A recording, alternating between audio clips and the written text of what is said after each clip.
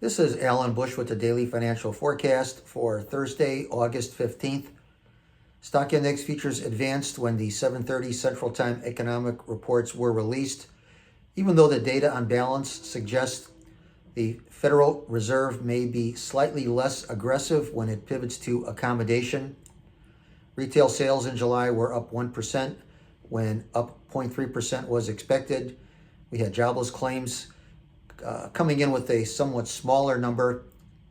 However, on the weaker side, we had the August Philadelphia Federal Reserve Manufacturing Index coming in at a -7 when 5.8 was forecast. Also, the Housing Market Index coming in at 39 when 42 was predicted.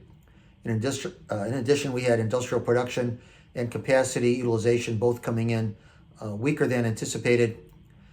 So futures are performing better than the news would suggest, indicating traders are looking beyond today's economic reports to some other not yet bullish obvious fundamental. So there may be some follow-through strength in stock index futures.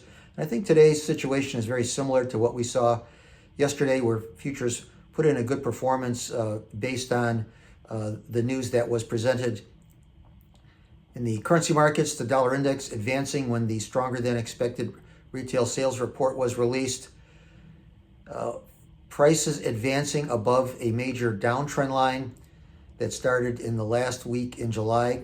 So I'm thinking now that the fundamentals are turning just neutral for the dollar index after being bearish on balance for most of August. And in the interest rate futures markets, after 4 consecutive days of higher prices for the 30-year Treasury bond futures, we are seeing prices coming under some pressure in light of the retail sales report.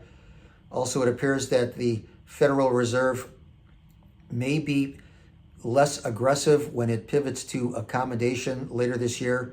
Right now, there is only a 25% chance that the Fed will be cutting by 50 basis points and a 75% chance that the Fed will cut by 25 basis points. So those numbers have dramatically changed in recent weeks. So the Fed most likely will pivot to accommodation, but probably less aggressively. So good trading, everyone. Once again, remember, these are my opinions alone and are not the opinions of ADMIS or ADM.